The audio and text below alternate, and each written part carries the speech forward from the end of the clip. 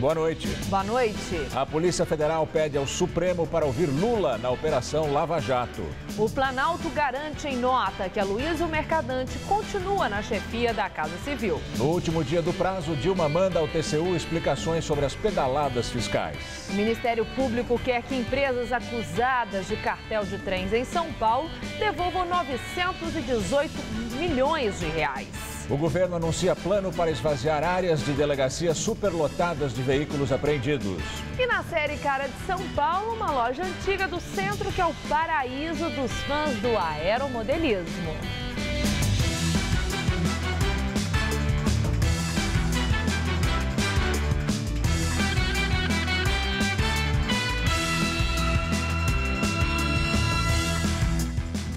O acúmulo de carros apreendidos nos pátios das delegacias de São Paulo é um problema antigo que incomoda a população. O Jornal da Gazeta já mostrou várias vezes que esses veículos se deterioram a céu aberto, acumulando lixo, água parada e atrapalhando a rotina da polícia e também a vida de quem vive perto das delegacias. Hoje, o governo do estado anunciou a remoção de parte dos carros que estão em delegacias das zonas norte e leste. As vagas nesta rua, que deveriam estar disponíveis à população, já que é uma área de zona azul, foram ocupadas por carros apreendidos pela Delegacia de São Miguel Paulista, na Zona Leste. No pátio, a superlotação é também a antiga realidade de grande parte das delegacias em toda a cidade. E tantos carros e motos amontoados assim preocupam a vizinhança. Em abril deste ano, o Jornal da Gazeta flagrou no mesmo lugar que dentro dos carros existiam focos de dengue. O próprio condomínio aqui, essas casas aqui também, já teve gente que teve dengue também, então a situação é feia aqui. Agora, veículos apreendidos pelas delegacias das zonas norte e leste serão transferidos para Araçariguama, no interior do estado. São 2 pátios terceirizados contratados em maio, que juntos somam mais de 28 mil vagas. Elas serão usadas pelo governo do estado durante 2 anos e meio. E para isso, terão de sair dos cofres públicos 16 milhões e meio de reais. De acordo com o governo do estado, 2.500 veículos são apreendidos todos os meses aqui na capital, sendo que ao menos 250 desses permanecem nas delegacias da cidade. Agora, a expectativa do governo é zerar o déficit de quase 10 mil veículos em até 90 dias. A unidade da Vila Penteado, na Zona Norte, foi a primeira a iniciar os trabalhos. 2 empresas de guincho ganharam a licitação para transportar os veículos até os novos pátios. Só que este serviço o governo terá de desembolsar mais de 25 milhões de reais. A próxima etapa compreende as delegacias do centro, das zonas sul e oeste e das regiões de Santo Amaro, Itaquera e São Mateus, que começam com a remoção de carros e motos a partir de 21 de setembro. Alguns têm desde que foi apreendido essa semana até muitos anos. O importante é que se criou uma logística agora de que eles não ficarão mais nos distritos policiais. Os novos carros, novos veículos que foram apreendidos, depois de feita toda a anotação e notificada a empresa, ela tem 2 horas para retirar os veículos. Então, quando zerar, não vai lotar de novo. O mesmo modelo está em licitação para a região metropolitana. A delegada que participou de uma festa num distrito policial foi afastada do cargo. A delegada Elaine Biasoli, responsável pela 5ª Delegacia Seccional na Zona Leste da capital paulista, deixou o cargo. Em vídeo divulgado na internet, ela aparece dançando ao lado de outra policial que bebe cerveja. A festa acontecia na sala que ela ocupava na delegacia. A decisão foi publicada hoje no Diário Oficial do Estado. A Secretaria de Segurança Pública informou que o afastamento não foi em virtude do vídeo e que faz parte de alterações rotineiras. O caso já foi arquivado pela Corregedoria da Polícia Civil em julho, que concluiu que o evento foi realizado fora do horário de expediente, em local sem acesso ao público. Polícia pede a prisão da mãe e do padrasto do menino encontrado morto em freezer no centro de São Paulo. Eles embarcaram para a África antes do corpo ser localizado. Agora a polícia deve contar com a ajuda da Interpol no caso. As imagens mostram quando o padrasto e a mãe do menino Ezra, com as 2 filhas menores, passam pelo saguão. foram gravadas minutos antes de o casal embarcar para a África, no dia 3 de setembro. O corpo de Ezra foi encontrado no dia seguinte. Nas imagens das câmeras do prédio onde a família morava, o freezer, onde estava o corpo da criança de 7 anos, aparece sendo carregado 6 dias antes para o apartamento, trazido da loja de doces da família no térreo. Nessas outras imagens de 20 dias atrás, Ezra aparece caminhando pelo saguão do prédio. Eu conhecia mais ele, que tomava conta aqui, né, que era o dono, estava sempre aqui. Padrasto? Padrasto, era um negão muito fino, muito educado. As duas meninas eram filhas dele, estavam na escola, tudo na escola. E esse maiorzinho era filho só dela, né? E como é que a família agia aqui no bairro? Normal como qualquer família, os negócios até iam bem. De acordo com a delegada do caso, Ezra veio da África do Sul para viver com a mãe em São Paulo há menos de um ano. Nesse período, o Conselho Tutelar recebeu denúncia de que o menino estava sendo maltratado. A criança tinha marcas de agressões no corpo. A mãe declarou que batia no intuito de educar, não de machucar. Depois de um mês num abrigo, o menino foi devolvido à família. Hoje, o secretário de Segurança Pública disse que o casal de sul-africanos é considerado fugitivo e que a Interpol deve auxiliar nas buscas. O casal é foragido, agora ele está fora do território nacional. Estando fora do território nacional, o que a Polícia Civil pode realizar é continuar as investigações, trocar essas informações, verificar para onde foi e, eventualmente, a partir de tratados internacionais, não só pedir o auxílio eventual da Interpol, mas também pedir via Ministério da Justiça a extradição dessas duas pessoas. Segundo o secretário, um tio do menino teria sido localizado para vir ao Brasil para liberar o corpo de Ezra, que está há uma semana no IML. O Consulado da África do Sul também tenta localizar o pai biológico da criança. O governo enviou hoje à tarde ao Tribunal de Contas da União documentos que explicariam as manobras nas contas de 2014. O advogado-geral da União, Luiz Ademans, levou pessoalmente as 40 páginas de documentos ao presidente do tribunal, Haroldo Cedras, e ao relator do processo, Augusto Nardes. O governo explica a edição de vários decretos que abriram créditos suplementares sem autorização do Congresso, o que é proibido pela Constituição. Hoje era o último dia de prazo para a remessa desses documentos ao tribunal, depois de alguns adiamentos. O presidente do TCU disse que não há data certa para o julgamento desse processo. Palácio do Planalto garante que o chefe da Casa Civil, Aloysio Mercadante, permanece no cargo. Uma nota oficial foi divulgada em resposta a uma reportagem da Folha de São Paulo. Segundo o jornal, a presidente Dilma Rousseff estaria buscando alguém de fora do PT para substituir o ministro. De acordo com o Planalto, esse texto não condiz com a realidade e serve só para fomentar especulações desnecessárias. A nota diz ainda que Mercadante tem toda a confiança da presidente, que ele mantém um trabalho fundamental para a gestão e que tem colaborado na construção da estabilidade política. Em viagem a Teresina, no Piauí, presidente Dilma Rousseff volta a criticar pessoas que, segundo ela, são adeptas da teoria do quanto pior, melhor. Nós enfrentamos hoje um momento em que muita gente considera que quanto pior, melhor.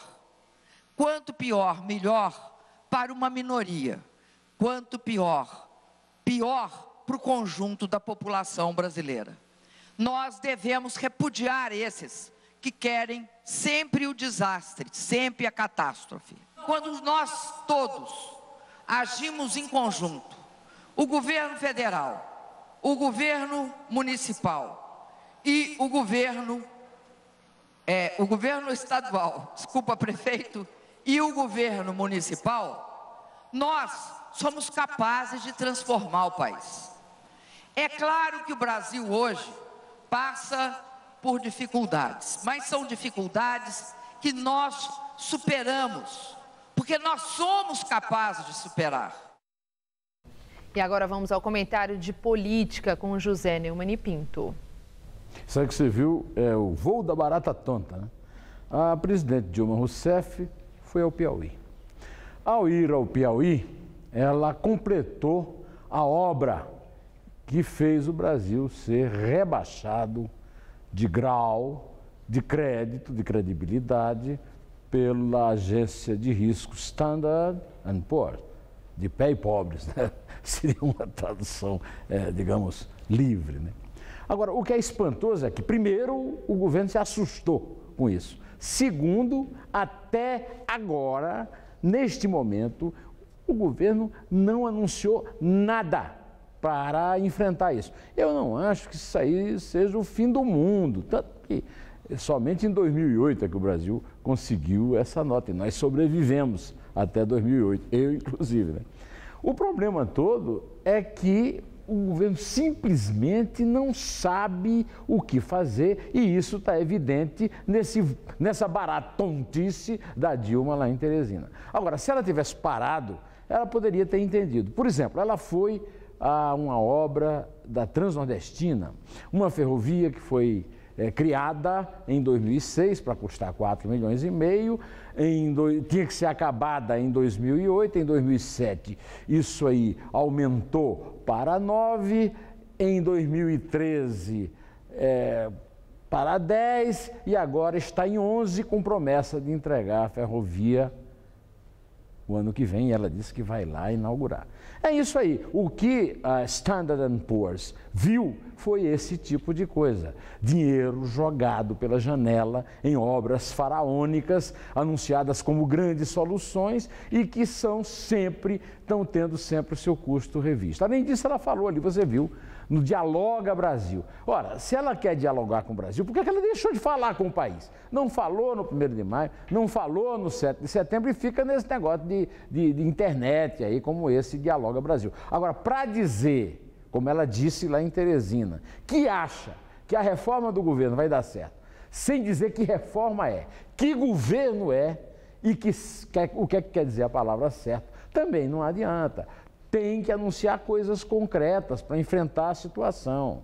Também não pode contar com o Joaquim Levy, né, que ela tomou emprestada lá dos neoliberais, que disse que imposto é investimento com retorno certo. Era só o que nos faltava, né? Pagar mais imposto. Estamos investindo em quê e em quem?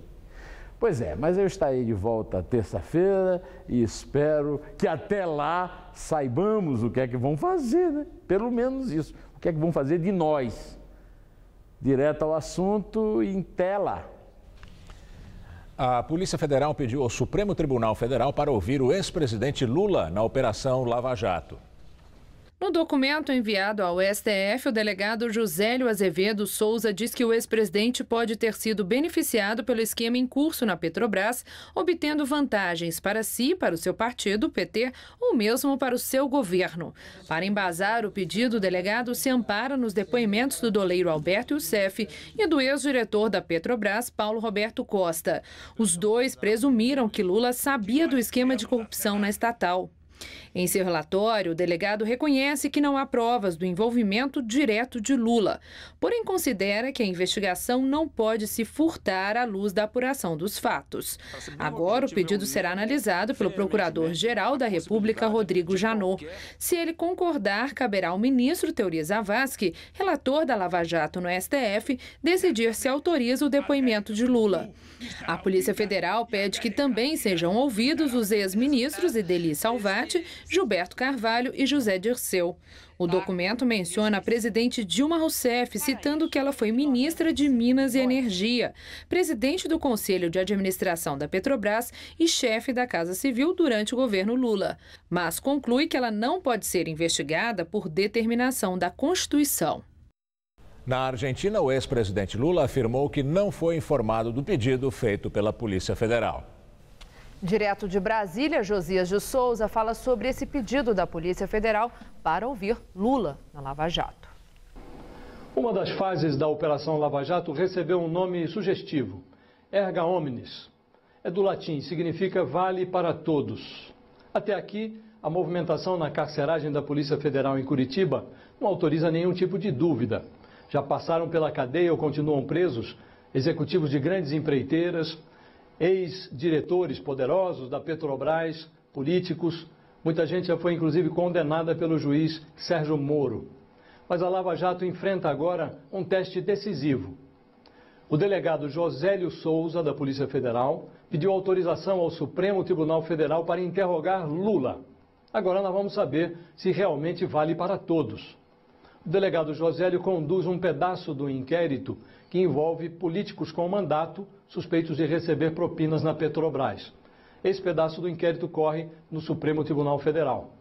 O delegado sustenta que, com base em tudo o que verificou no inquérito, ele tem a necessidade de ouvir Lula, ele não pode se furtar de interrogar o ex-presidente.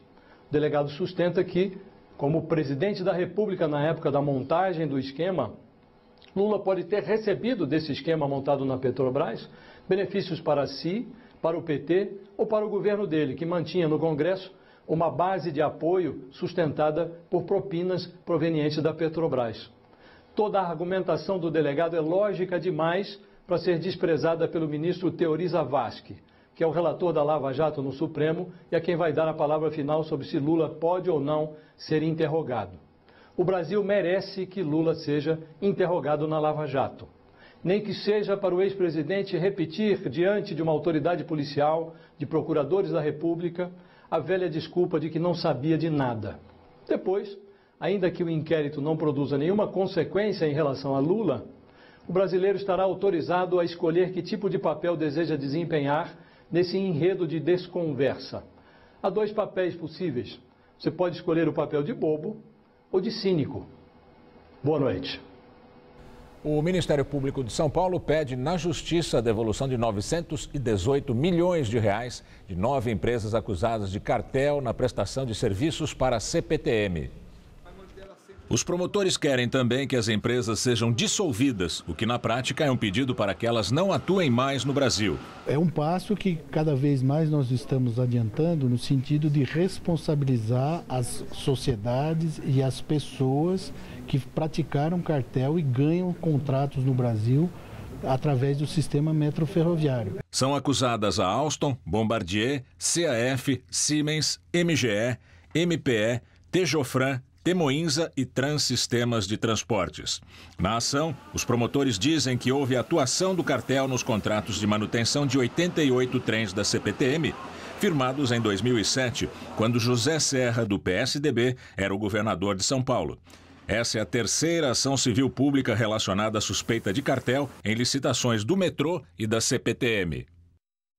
A CAF não quis fazer qualquer comentário. A Bombardier afirmou que opera sob padrões éticos e tem colaborado com as investigações. A Tejofran diz que não foi notificada. A Alstom vai se manifestar apenas no processo. A Siemens afirmou que colabora com as autoridades. O Jornal da Gazeta não conseguiu contato com as outras empresas.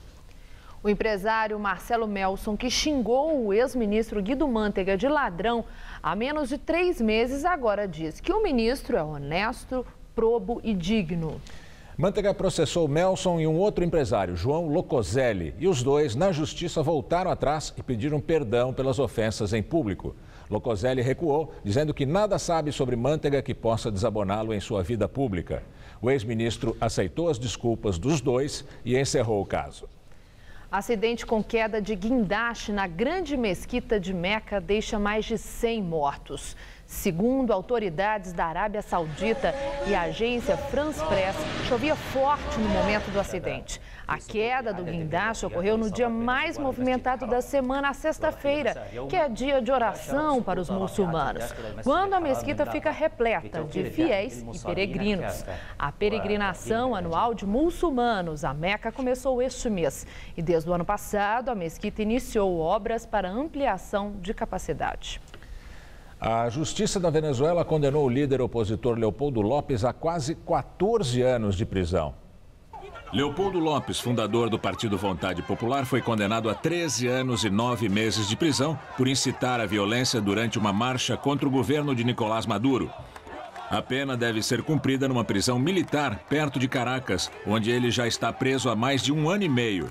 A defesa qualificou a decisão como violação dos direitos humanos e declarou que vai apelar nos próximos dias. Os principais dirigentes oposicionistas da Venezuela classificaram a condenação como infame e uma provocação produzida por uma justiça podre. Nosso comentarista de política internacional, João Batista Natali, analisa a situação na Venezuela. Aqui vai uma má notícia para quem ainda acredita que a Venezuela tem um restinho de democracia. Um tribunal de Caracas, como vocês acabaram de ver, condenou a mais de 13 anos de prisão o dirigente da oposição, Leopoldo López. Foi ontem à tarde. López foi acusado de estimular manifestações de rua no ano passado, que terminaram com 43 mortes. Ele não matou ninguém.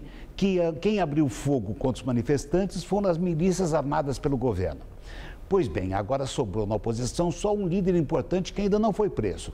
É Henrique Capriles, que em 2013 disputou a sucessão de Hugo Chávez, que acabava de morrer. Ele foi derrotado e por uma diferença mínima e suspeita pelo atual presidente Nicolás Maduro. Mas o importante é que daqui a 3 meses, em 6 de dezembro, os eleitores da Venezuela elegerão um novo parlamento.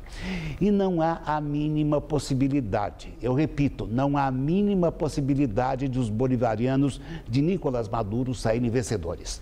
Tem a inflação de quase 250% e um desabastecimento que esvaziou as prateleiras das farmácias e dos supermercados.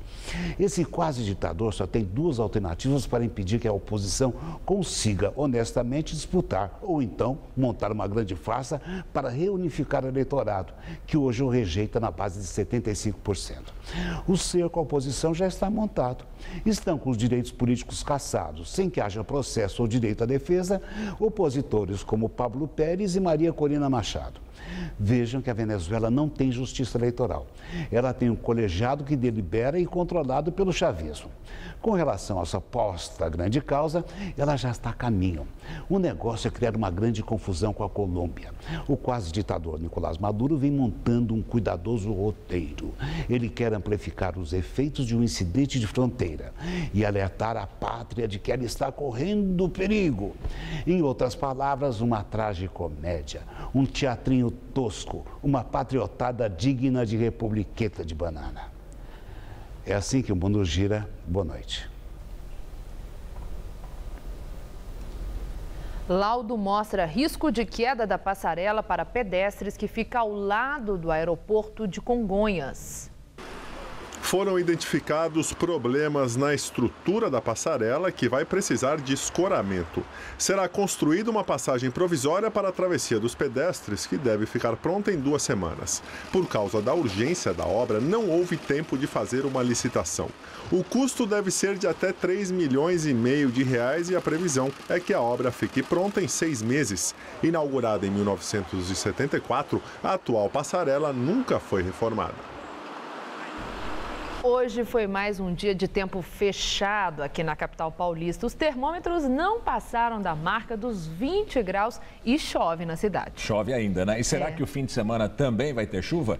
Mariana Armentano traz agora os detalhes da previsão. O destaque da previsão para esse final de semana é o frio que vai fazer em todo o centro-sul do país.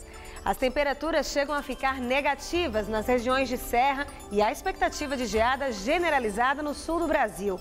O dia vai amanhecer com apenas 4 graus em Porto Alegre e 9 em Curitiba. Durante a tarde, as temperaturas não sobem muito e a máxima fica em torno dos 16 graus na capital gaúcha, 18 em Florianópolis e apenas 21 no Rio. Dia frio bem atípico para os cariocas.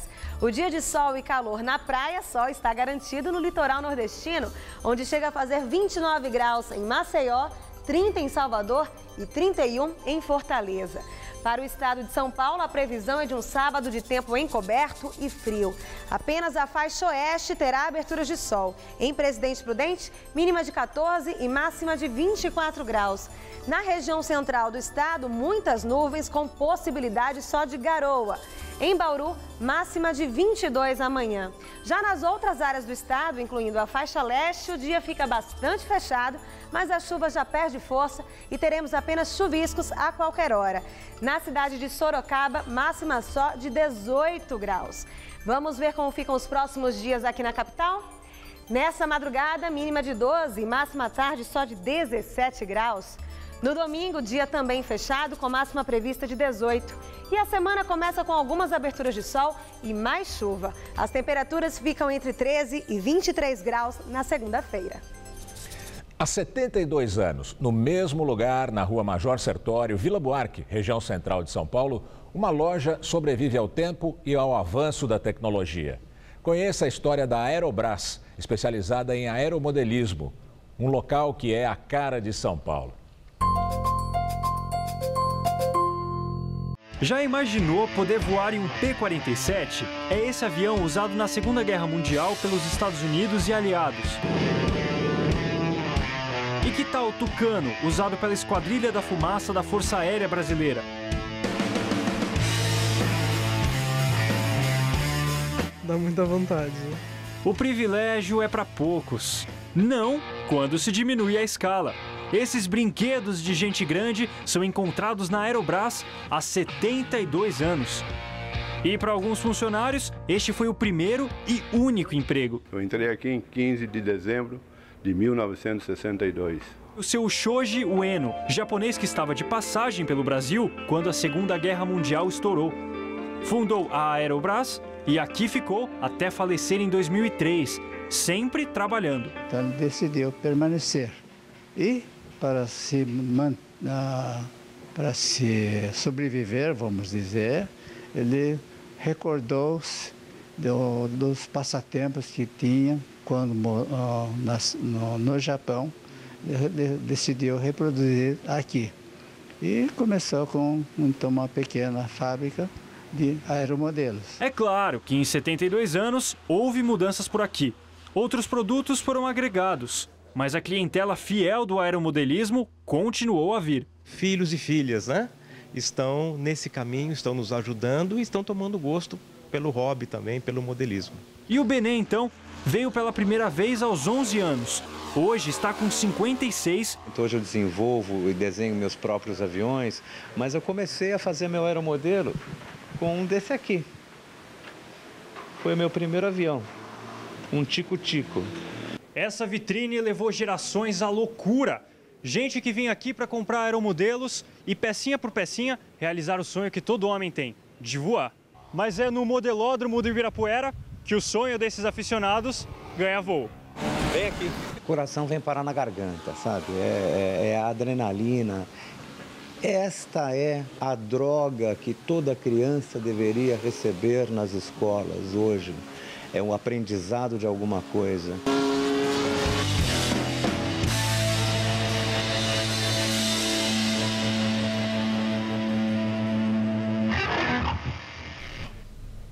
E agora vamos ao comentário de cultura com o César Diob.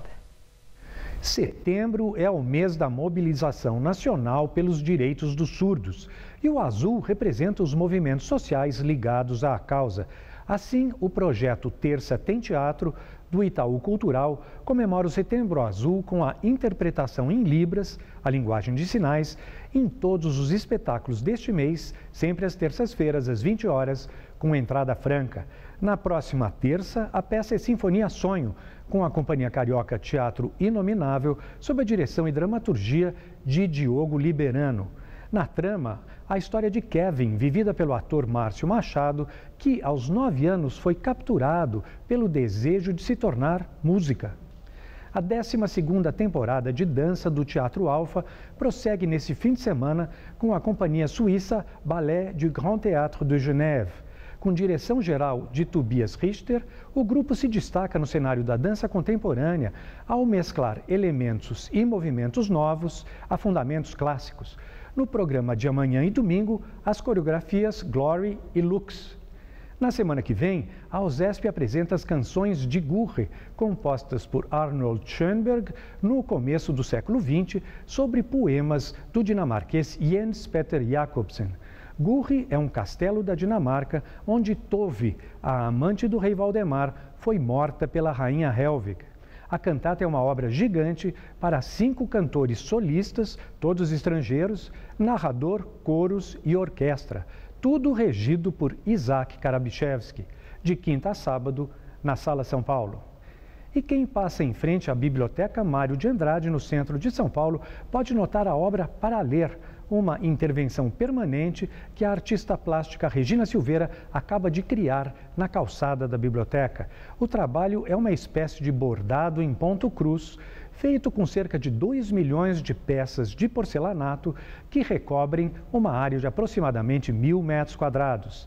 Nele, a palavra biblioteca está escrita em diversos idiomas. Boa noite. Na entrevista do dia com Maria Lídia Flandoli, os tremores e dissidências na base aliada do governo federal.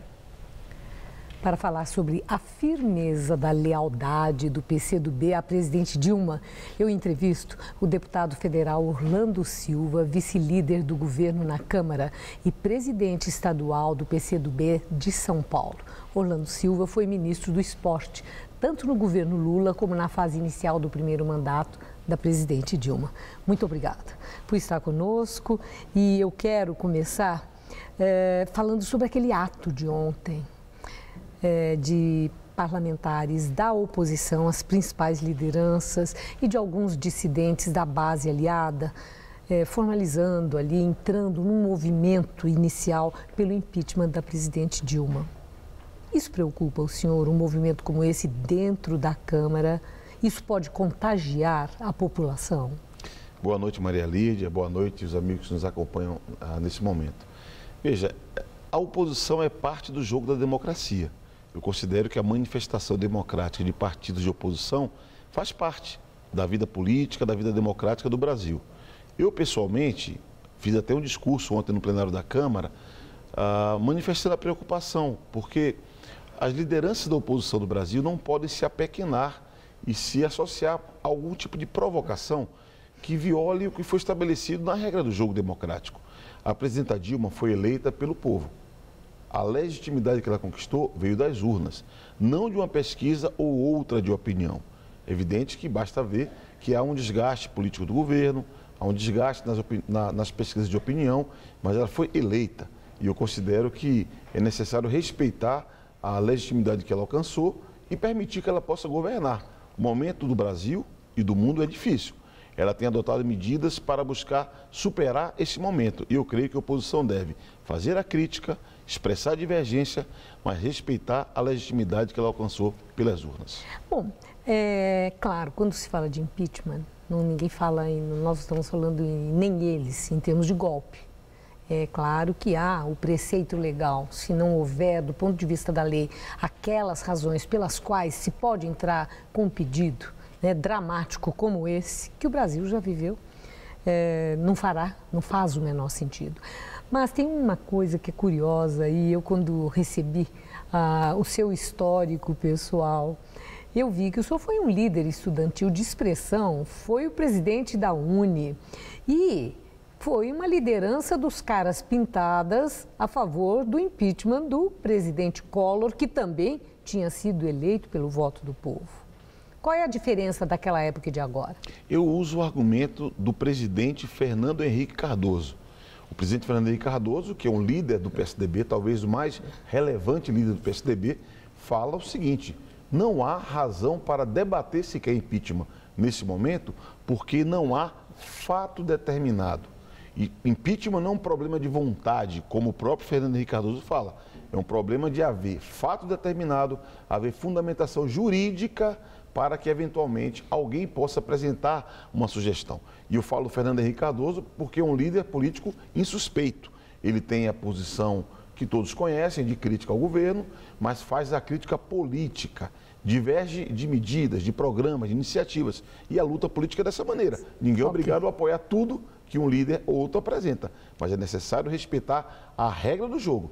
Tem que cumprir a Constituição, cumprir a lei. Por isso que eu creio que não há nenhum fundamento, nenhum sentido em nenhuma proposta de impedimento da nossa presidenta. Vi uma declaração do senhor sobre a fala da presidente Dilma no dia 7 de setembro, em que ela disse que o Brasil está de braços abertos para acolher os refugiados que vivem essa situação dramática, trágica, que comove o mundo inteiro. No seu entender, considerando a situação da nossa economia, um momento difícil da vida do país, o Brasil tem condições de acolher refugiados e oferecer a eles um acolhimento com dignidade? Eu tenho convicção que sim. O Brasil deve parte da sua formação sócio-histórica, cultural, econômica, ao acolhimento que sempre fizemos de povos do mundo inteiro. Eu falo Desde pelo momento que o país vive. É que pelo peso que tem na economia, pela relevância que tem no orçamento, é muito pequeno diante da tragédia. Maria Lídia, o mundo vive hoje a maior crise humanitária desde a Segunda Grande Guerra. Verdade. Já são 4 milhões de refugiados apenas do povo sírio. A tragédia que comove todo mundo, o Brasil, pela sua história, pela sua tradição, deve reagir, deve colaborar. Receber 10, 20 mil sírios, por exemplo, que estão se espalhando pelo mundo inteiro, seria um gesto de grandeza para o nosso país. E se nós observarmos quanto custaria para uma nação que tem o peso da 7ª economia do mundo, custaria muito pouco, mas valorizaria a nossa tradição de uma nação que defende a cultura de paz, que defende a harmonia entre os vários povos e seria solidário. Veja, quem não ficou tocado com aquela imagem daquela criança de 3 anos de idade numa praia turca? É comovente, é triste e o Brasil, pela sua trajetória, pela sua tradição, pode dar sua colaboração. Deputado, tanto o presidente da Câmara, Eduardo Cunha, como vários parlamentares, parceiros seus na Câmara Federal, responsabilizaram a presidente Dilma pelo rebaixamento do Brasil no grau de investimento e em função do encaminhamento do orçamento com a previsão de um déficit daquele tamanho, expondo essa condição ao mundo. No seu entender, a presidente Dilma, com essa transparência toda, expôs o país a ideia de que nós não merecemos o selo de bom pagador? Eu creio que não. Há uma crise, evidente, uma crise econômica mundial. A China, por exemplo, desacelerou de modo muito acentuado o seu crescimento. Os BRICS, que têm um papel importante na economia mundial, também o fez. A Europa patina, o Japão patina. E a crise chegou no Brasil com mais força, porque ao longo do último período usamos as chamadas medidas anticíclicas, que são medidas para momentos de dificuldade que a presidenta Dilma adotou para proteger o emprego e manter em algum nível o aquecimento da economia. Há limites e por isso há uma dificuldade maior do Brasil e a presidenta adota mais medidas, às vezes medidas amargas, para que possamos retomar o crescimento. Eu confesso que vejo essas agências de risco com certa restrição, porque essa agência que rebaixou a nota do Brasil foi a mesma que na crise americana foi multada por 1 bilhão e 300 milhões de dólares porque deu informações imprecisas aos credores americanos. Então eu creio que a presidenta agiu corretamente quando publicou a realidade da nossa economia. E desse modo o déficit é um déficit relativamente pequeno diante do tamanho da economia brasileira e temos que agir para superá-lo e quem sabe fazer um superávit. É voz corrente que a presidente vai fazer uma reforma ministerial. Houve aí um zum-zum que ela ia tirar a Aloysio Mercadante, foi manchete na Folha de São Paulo. O Palácio do Planalto soltou uma nota formal dizendo que em absoluto não há nenhuma cogitação de substituição do ministro-chefe da Casa Civil, Aloysio Mercadante. Entretanto, eu pergunto ao senhor, na reforma ministerial, se a presidente, neste tabuleiro, movendo as peças, fizer uma substituição também na Casa Civil, no seu entender, Aldo Rebelo, do seu partido, é uma pessoa adequada para um ministério que exige tanta habilidade para a articulação política? Faz tempo que tenho sustentado, Maria Lídia, de que já chegou a hora da presidenta Dilma zerar o jogo e remontar o governo, reconstituir o seu mandato, o seu governo, à luz do quê? À luz da criação das condições necessárias para ter governabilidade, dialogando com as bancadas da Câmara e do Senado. Essa é a minha convicção. Eu creio que não é adequado fulanizar o debate. O problema não é de A, B ou C. É evidente que o PT, o Partido dos Trabalhadores, que é o partido dela, deve fazer, inclusive, o gesto, deve ceder mais espaço para que o conjunto das forças políticas possam somar ao governo da presidenta Dilma e colaborar para que ela possa liderar a saída da crise, a retomada do crescimento e a garantia de que o país continue caminhando para frente. Aldo Rebelo eu conheço, São Paulo conhece, o Brasil conhece. É um grande quadro político. Ele estará pronto, creio, para assumir qualquer responsabilidade que seja a serviço de um país melhor. Muito obrigada. Uma boa noite, agradeço sua entrevista. Boa noite. Estela. A Bovespa fechou o pregão hoje em leve queda, apesar da agência de classificação de risco Standard & Poor's ter rebaixado a nota de bancos e empresas brasileiras, entre elas a Petrobras. As ações da estatal caíram mais de 4% hoje. A queda do valor dos papéis da Petrobras levaram o Bovespa a recuar 0,22% aos 46.400 pontos. Já o dólar oscilou muito durante todo o dia e acabou fechando em alta de 0,69%. A moeda americana terminou a semana cotada a R$ 3,87. E agora vamos ao comentário de economia com Vinícius Torres Freire. Foi um Deus nos acuda a notícia de que o governo do Brasil é outra vez considerado um devedor de risco, talvez mal pagador. Pode ter passado a impressão de que ocorreria uma catástrofe no dia seguinte. Como o dólar não subiu muito mais além das alturas em que estava, parece que não aconteceu grande coisa. Mas aconteceu e está acontecendo sim. Os grandes bancos acreditam agora que o dólar vai a pelo menos R$ 4,00 até o final do ano. Só para lembrar, o dólar está em R$ 3,87. Faz um ano custava R$ 2,30, um aumento de quase 70%. Se nada mudar radicalmente no governo da economia, o dólar continuará subindo para R$ 4,30 no ano que vem, no mínimo. Não é apenas a viagem para o exterior ou o produto importado que vão ficar mais caros. Tudo que o Brasil vende no exterior vai ficar mais caro também, até a carne. Assim, as previsões de inflação do ano que vem voltaram a subir. Previa-se que a inflação cairia para uns 5% em 2016, isso até a semana passada. Agora a previsão é de 6,5%. Assim, os juros influenciados pelo Banco Central não caem. Além do mais, o dólar é apenas um dos sintomas da piora financeira. As taxas de juros de empréstimos de longo prazo negociadas no mercado financeiro continuam a disparar. Assim, a economia não cresce. Os economistas do Itaú, por exemplo, prevêem agora a recessão de quase 3% neste ano e de 1% no ano que vem, pelo menos. Se confirmadas essas previsões, o Brasil terá o pior triênio de crescimento desde a hiperinflação do final do governo Sarney, de 1988 a 1990. Claro, não vamos ter hiperinflação, não é essa a questão. Nós vamos ter pelo menos 3 anos de queda da renda média do país, da renda por cabeça. Vamos ter provavelmente desemprego de 10% no ano que vem. No ano passado, ele chegou a cair a apenas 5%. O futuro, obviamente, não está escrito em pedra, muito menos em previsões de economistas. Dá para mudar a situação, dá para remediar, dá para virar parte do jogo. Mas dependemos da capacidade de Dilma Rousseff de botar a ordem nas contas do governo. É nisso que é mais difícil de acreditar. Boa noite. Você vai ver a seguir. Os americanos fazem homenagens às vítimas do 11 de setembro. Mais um capítulo chocante do drama dos refugiados. Um vídeo mostra campo na Hungria onde a comida é jogada para os imigrantes. Uma ONG diz que no local pessoas são tratadas como animais. São Paulo está em transformação, com obras que melhoram a vida dos paulistanos. Na região da Marginal Pinheiros, 2 pontes que facilitarão o dia a dia de quem vem da Zona Sul para o centro. Na Zona Leste, com o Terminal Itaquera e o Corredor Leste. Obras tão importantes para a mobilidade como os corredores de ônibus que estão em construção. É assim que transformamos São Paulo numa cidade mais moderna e mais humana. Prefeitura de São Paulo, fazendo o que precisa ser feito. O Fábio tá feliz assim porque o Onix dele foi eleito o melhor valor de revenda pelo 2º ano consecutivo. A Areta tá com esse sorriso porque ela tem um dos carros mais desejados da Chevrolet, o Tracker. Agora, com essas ofertas, é você quem vai comemorar.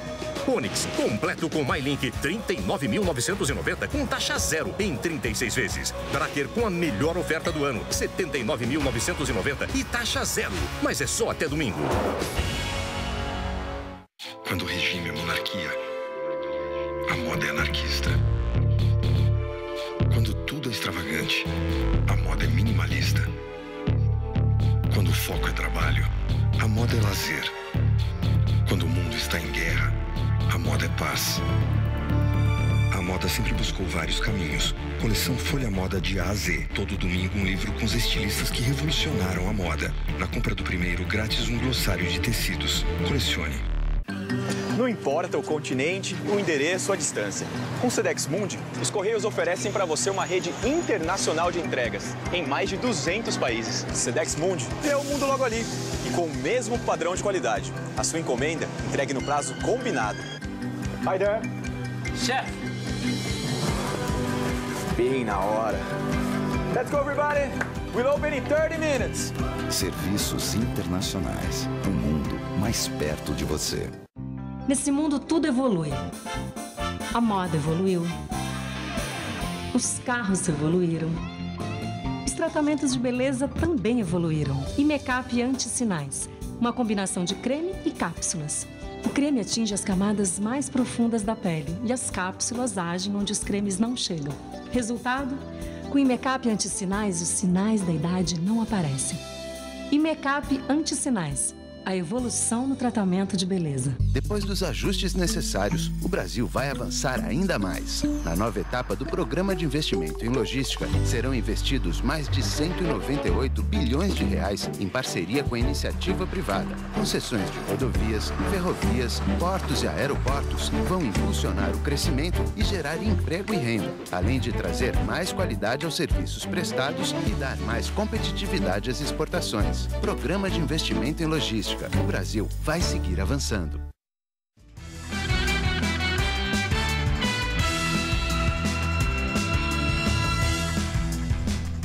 Vamos direto para as notícias do esporte com Rodolfo Gamberini e Celso Cardoso. E depois de 4 longos anos, o Flamengo está de volta ao grupo dos 4 melhores do Campeonato Brasileiro. Já são 5 vitórias seguidas, hein, Celso? Bom retrospecto, né? Ótimo para quem lutava para não cair, né? Retrospecto que levou a equipe à 4ª posição, atrás do Grêmio, Atlético Mineiro e do Corinthians. Vamos conferir os gols que complementaram a 24ª rodada do Brasileirão. No Serra Dourada, o Goiás conseguiu o gol da vitória para cima do Sport a 10 minutos do fim do jogo. Carlos Eduardo, que havia acabado de entrar, recebeu o passe de Lineker e garantiu os 3 pontos ao Goiás. 1-0 e só. No Maracanã, o Flamengo engatou a 5ª vitória consecutiva no Brasileirão e entrou no G4. Contra o Cruzeiro, Alan Patrick abriu o placar no fim do primeiro tempo. No segundo, Luiz Antônio pegou a sobra da cobrança de escanteio e marcou um golaço. Chute na veia, sem chances para o goleiro Fábio. E ficou assim, Flamengo 2, Cruzeiro 0. E o Campeonato Brasileiro segue neste fim de semana. A 25ª rodada será aberta amanhã com 2 jogos. No sábado, Curitiba Internacional jogam às 6h30 no Couto Pereira.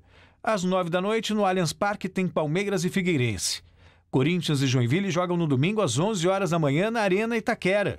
No mesmo horário, em Campinas, a Ponte Preta recebe o Santos. 4 partidas começam às 4 horas da tarde. No Maracanã tem Vasco e Atlético Paranaense.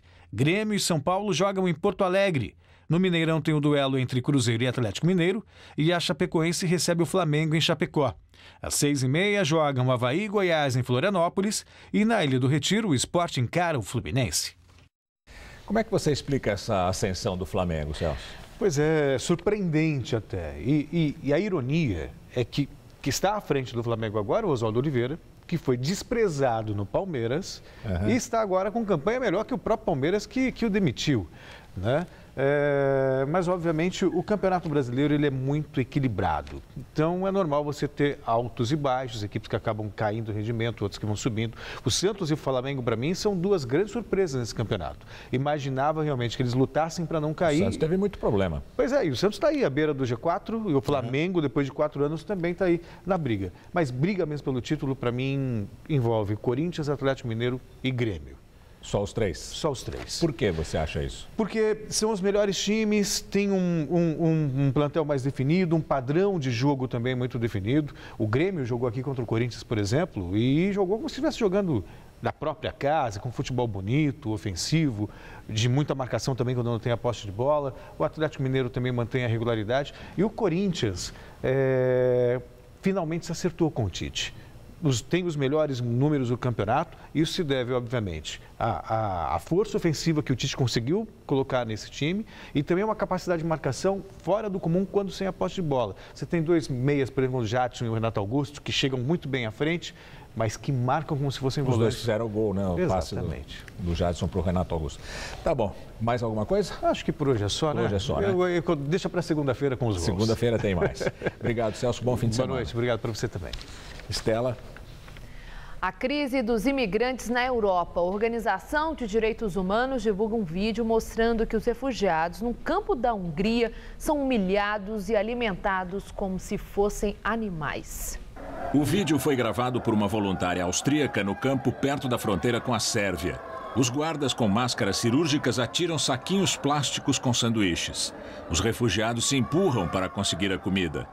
A organização Human Rights Watch divulgou as imagens e afirmou que os refugiados estão sendo mantidos no campo como animais, no sol e sem comida ou água.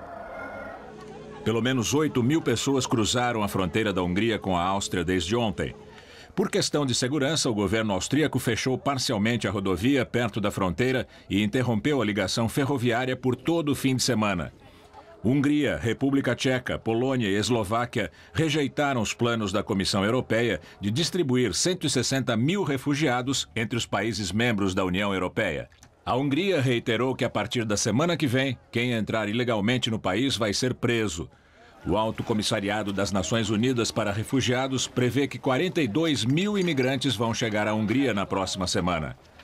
A cinegrafista húngara, que foi filmada passando uma rasteira num refugiado com o filho no colo e chutando outros dois pelo caminho, publicou uma carta num jornal conservador da Hungria, tentando se justificar. Petra Laszlo disse que entrou em pânico quando os imigrantes romperam a barreira policial e pensou que estava sendo atacada. Ela afirmou que não é uma cinegrafista racista e sem coração que chuta crianças. Disse que é mãe de uma criança pequena que agora está desempregada e que, em pânico, tomou a decisão errada. Mas as imagens dizem outra coisa. O presidente americano Barack Obama decretou 3 dias nacionais de orações em homenagem às vítimas dos atentados de 11 de setembro de 2001. Barack Obama e a mulher Michelle marcaram a data na Casa Branca, com 1 minuto de silêncio às 8h46 da manhã, horário em que o primeiro avião atingiu a Torre Norte do World Trade Center, em Nova York.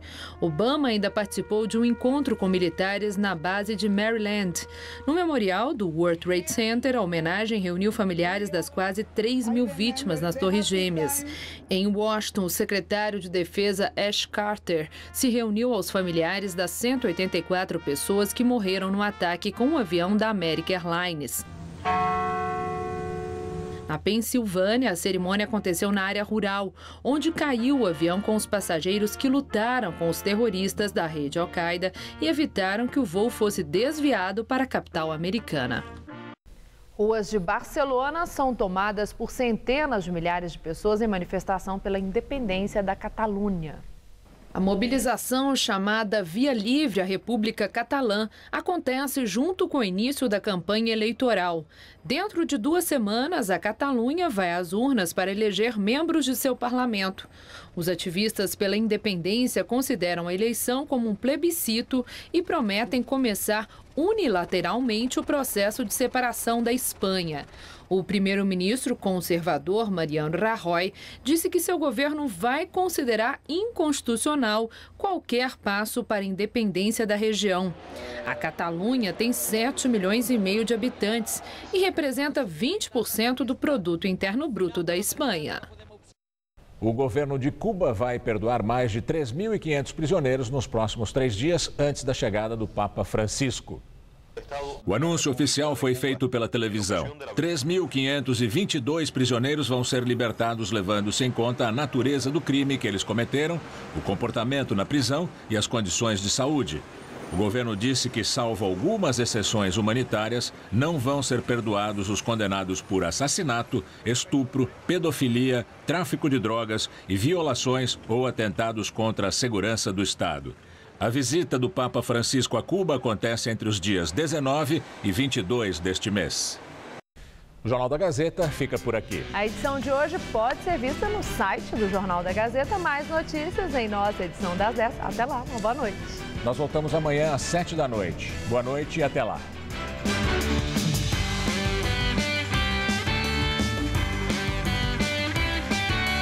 Confira uma entrevista com a banda de rock Sepultura no Todo Seu. Hoje, 10h30 da noite.